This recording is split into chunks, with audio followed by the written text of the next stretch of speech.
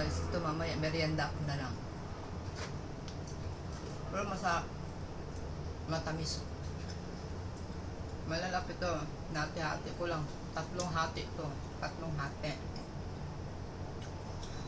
Hati-hati ko 3. Kasi ang laki. Bihira lang kami kain to. Once a week. Alternate. Yung mga pinapakita ko sa inyo, yung mga breakfast ko, paiba-iba lang naman. Ito, merienda ko na lang mamaya guys. Itabi ko muna. Ito na lang rin.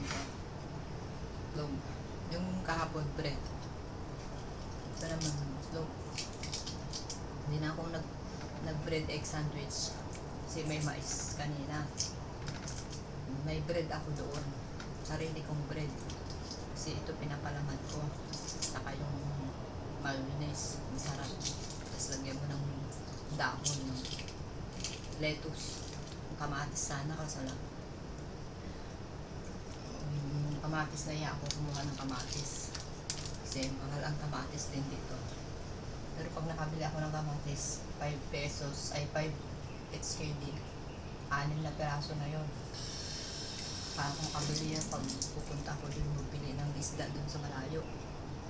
15 minutes pa laharin. Pag day off, pag wala sila, nakakalabas ako bumili mag-isa. Bibili ako ng kamatis, istakin ko. May lemon ako doon. Yung lemon.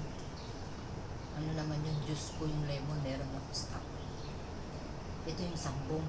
Yung sambong. Kasi kumain ako ng noodles kahapon. Medyo sumagat yung talgiliran ko kagabi. Kalahati lang yung kinain ko na nakita pa ng ampoy ng umaga kasi pagkatas ko ng trabaho 9 o'clock.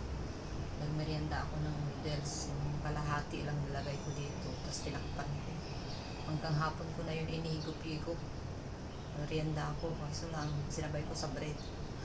Kaso lang, bawal talaga sana sa akin maalat. Ayan, no choice. Yun ang madaling lutuin. Hindi ko lang lutuin, lagay ko lang dito. Takpan mo lang na ilang minuto, 5 minutes, pwede mo lang higupin. So lang, iwasan ko na guys. Hirap kidney stone. Maganda din yung breakfast namin kasi pang diet saka hindi ka talaga magkakasakit nito. Talagang aware sila sa health nila dito. Ayaw nila yung over na carbohydrates. Gusto nila talaga yung naalagaan talaga nila yung health nila. Kasi yung mga kinakain natin, naniniwala ko guys, mga kinakain natin, yun pa rin yung mga gamot natin sa katawan para bumaba yung buhay natin. Gamot sa katawan, pag nagsakit ka, nagagamot din. Kasi kumain ka ng bad cholesterol, parang pinapatay mo na yung sarili mo. Bad cholesterol na. Ba't mo pakain yun? Pwede mga ibang tikim-tikim lang, mga frozen, mga preservative kasi ayun, marami lang preservative na yun. Marami pinakain natin yun. Babay na nagulunan na ako ba?